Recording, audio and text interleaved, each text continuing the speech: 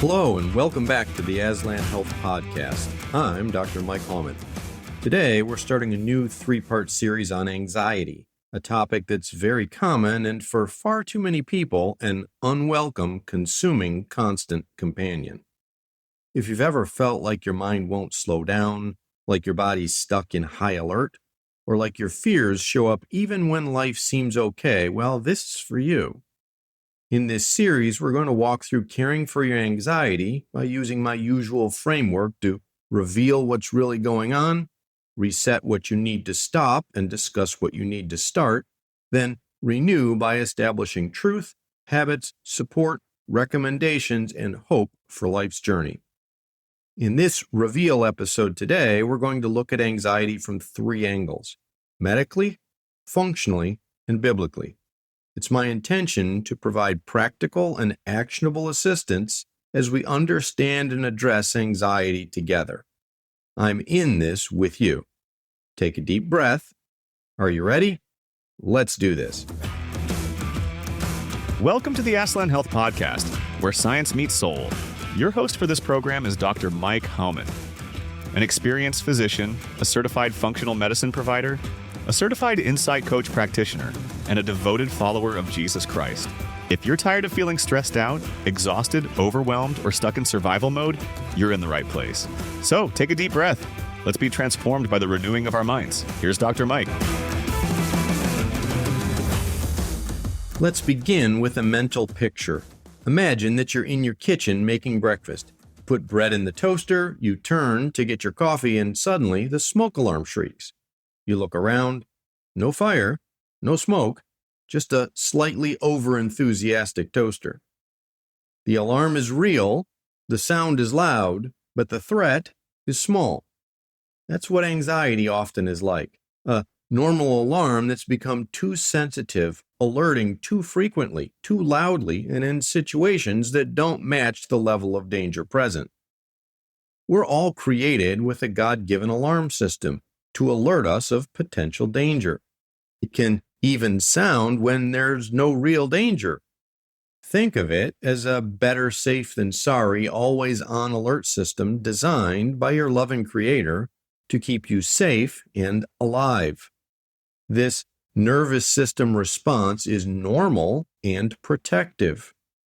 Consider how you feel when you're in a potentially life-threatening situation, like swerving to avoid an oncoming car in traffic, or when your toddler runs towards a busy street. That alarm is like a guard dog doing its job. It barks when danger is at the door. But clinical anxiety is different. It's that same dog barking at an intruder, or the mailman, but also the wind, the leaves, its own shadow, all day long. My dog is like that. His name is Jim. He's wonderful. And if a gnat lands on the wrong leaf in the next county, he'll let you know about it. That's just the way he is.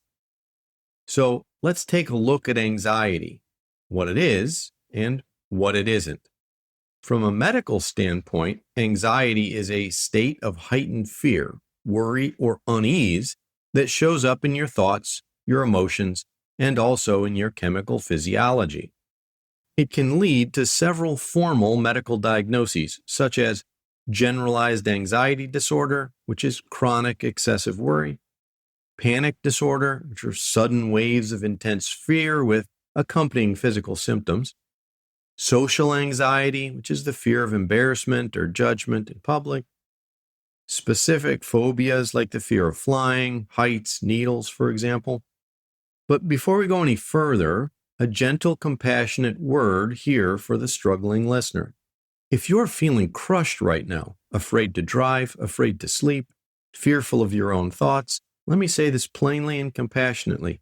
You may need more than a podcast can deliver, which doesn't mean that you're weak. It simply means that at this moment, you need more acute care.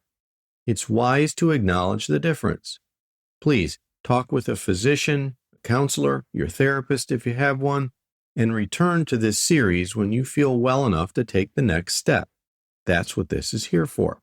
There's no shame in asking for help. You would do it for a broken hip or a ruptured appendix, of course. And if you're in danger of harming yourself, please call the local crisis line or 911.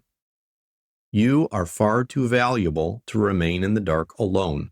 Your Creator says so, and I agree with him. For the remaining listeners, even if you don't have a formal anxiety-related diagnosis from a physician, you may still live with what I call functional anxiety. Enough worry, tension, and overthinking to drain your energy, disturb your sleep, and steal your joy. If that's you, let me be very clear as a physician, a caregiver, and a committed follower of Jesus. It's my experience that anxiety is not a failure of willpower, a lack of faith, a character flaw, or a simple chemical imbalance. It's not a sign that you're broken or beyond repair. Anxiety is a whole person issue involving your brain and your nervous system, your body, your physiology, your mind, your life story, your soul, and your spirit. That's actually really good news because multiple factors can be addressed to move you in the direction of healing. So if you suffer from anxiety and you've pursued help in a variety of those fashions only to find it incomplete or lacking, well, stay with me in this whole series. I won't reduce you to a medical diagnosis, a low brain chemical, a supplement deficiency, inadequate therapy, or tell you to recite a magic Bible verse. It's a combination of all of these things. We'll look together at the unique whole person God made you to be and reveal the issues involved. The rest, then, is up to you. So let's begin with the body, your nervous system on high alert. Your autonomic nervous system has two main branches. They manage all of your bodily functions automatically, without you having to think about them. The sympathetic nervous system, think of that fight, flight, freeze, it's the gas pedal. The parasympathetic nervous system, rest, digest, repair, think of that like the brake pedal. In a healthy scenario, those two systems work together, like the accelerator and the brake in a car. But in anxiety, your gas pedal kind of gets stuck. Your brakes go soft and the pads get worn down. The symptoms that follow are physiological. Your heart beats faster, your breathing becomes more shallow, your muscles remain tight, your gut gets sluggish, your sleep gets lighter.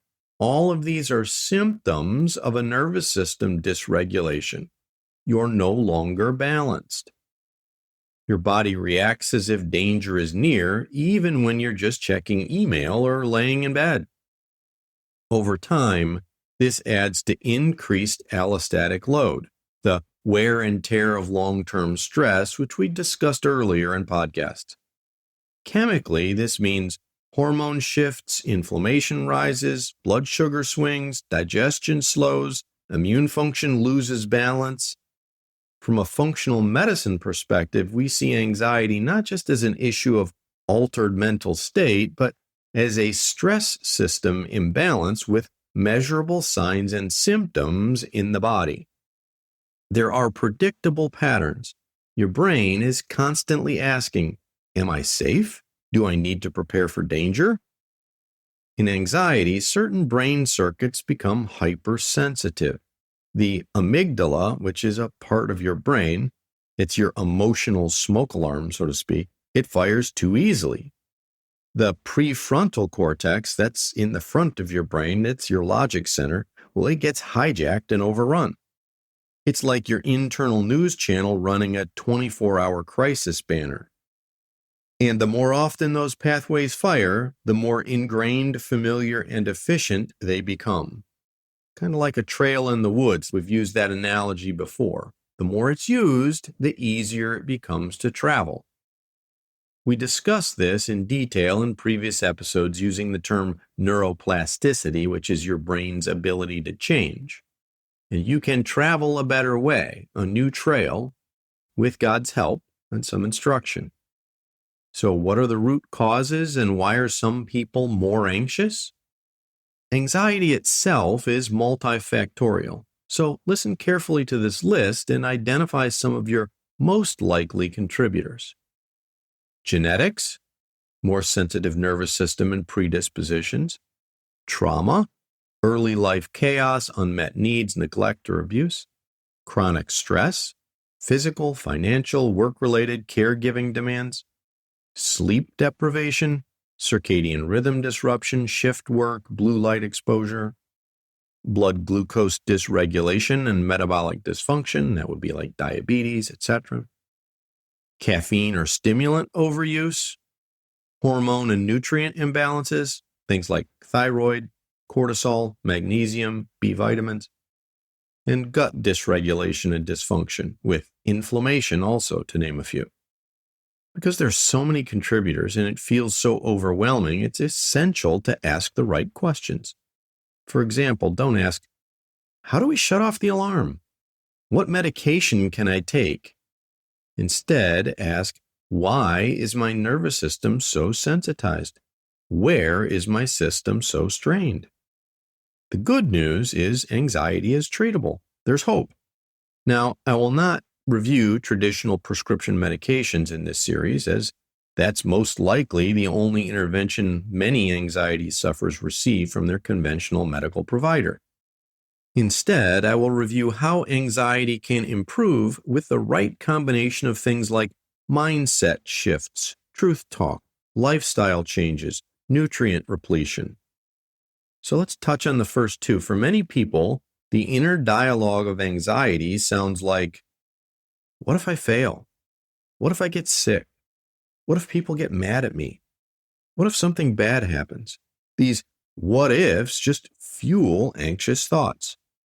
This is where a shift in mindset is very helpful. Your medical provider may suggest formal cognitive behavioral therapy to challenge these thoughts gently. I prefer instead to use scriptural truth, helping the suffering individual to see all of their thoughts and life circumstances through a biblical lens. This, I believe, is the encouragement to renew our minds found in Romans 12:2. Do not be conformed to this world, but be transformed by the renewal of your mind. This doesn't mean pretending everything's fine. It's not Pollyanna, simply positive thinking or blind optimism. It means learning to tell yourself the truth, especially about God's presence, peace, power, and promises, and then choosing to continuously speak the truth of Scripture to yourself. Unfortunately, some of you may have heard Bible verses from well-meaning souls that did not soothe like a balm, but rather struck like a hammer. Don't be anxious for anything, or God did not give us a spirit of fear, which, when they left, you felt like you were lacking something or doing something wrong.